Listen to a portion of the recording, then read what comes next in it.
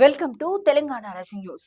యూనివర్సిటీల నుంచే నాయకులు పుట్టాలని, రాష్ట్రాన్ని ఏలేటోళ్లు కూడా ఇక్కడి నుంచే రావాలని సీఎం రేవంత్ రెడ్డి గారు పేర్కొన్నారు. 100 ఏళ్ల చరిత్ర ఉన్న ఉస్మానియా యూనివర్సిటీని కాలగర్భంలో కలిపేందుకు కొందరు కుట్రలు పన్నుతున్నారని ఆయన మండిపడ్డారు. తెలంగాణ గడ్డకు పౌరుషం ఉందని, ఆధిపత్యాన్ని చెలాయించాలని చూస్తే ఊరుకోబోదని హెచ్చరించారు. ఓయూను అంతర్జాతీయ స్థాయిలో తీర్చిదిద్దేందుకు తమ ప్రజాప్రభుత్వం నిర్ణయం తీసుకుందని, అందుకోసం 1000 కోట్ల రూపాయలు విడుదల చేస్తున్నట్లు వెల్లడించారు. తెలంగాణకు ఓయూ గుండెకాయ అని, దాన్ని కాపాడుకుంటామని పేర్కొన్నారు.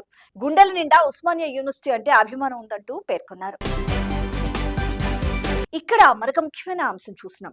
రాష్ట్రంలో స్టార్టప్ల అభివృద్ధికి ప్రభుత్వం ఎప్పుడూ కట్టుబడి ఉందని, ఇందుకోసం 1000 కోట్ల రూపాయల స్టార్టప్ ఫండ్ ను ఏర్పాటు చేస్తున్నామని సీఎం రేవంత్ రెడ్డి గారు ప్రకటించారు. 20 ఏళ్ల క్రితం ప్రారంభించిన ఎన్నో స్టార్టప్లు ఇప్పుడు $1 బిలియన్ కంపెనీలుగా ఎదిగాయని, దానికి ఉదాహరణే Google, Apple, Amazon, Tesla, Facebook వంటివంటూ పేర్కొన్నారు. సీఎం రేవంత్ రెడ్డి గారి అధినాయకత్వంలో ఈ 2 ఏళ్లలో సీఎంఆర్ఎఫ్ సరికొత్త రికార్డు నెలకొల్పింది. పేద మధ్యతరగతి ప్రజలకు మునుపెన్నడూ లేనంతగా వైద్య సహాయాన్ని అందించింది. కాంగ్రెస్ ప్రజాప్రభుత్వం ఏర్పడిన ఈ 2 ఏళ్ల కాలంలో 1685 కోట్ల రూపాయలు సీఎంఆర్ఎఫ్ ఫండ్ కింద చెల్లించింది. ఇక్కడ మరొక ముఖ్యమైన అంశం చూస్తున్నాం.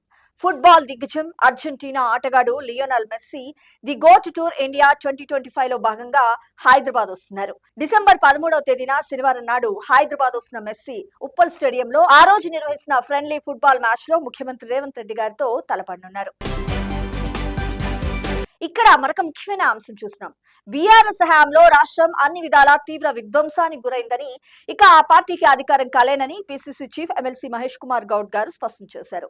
ఆ పార్టీకి గతం తప్ప భవిష్యత్తు లేదంటూ విమర్శించారు ఆయన. తమ ఆర్థిక లావాదేవీల్లో వచ్చిన తేడా వల్లే బీఆర్ఎస్ ఎమ్మెల్యేల దోపిడీలను ఎమ్మెల్సీ కవిత వరుసగా బట్టబయలు చేస్తున్నారంటూ ఆరోపించారు.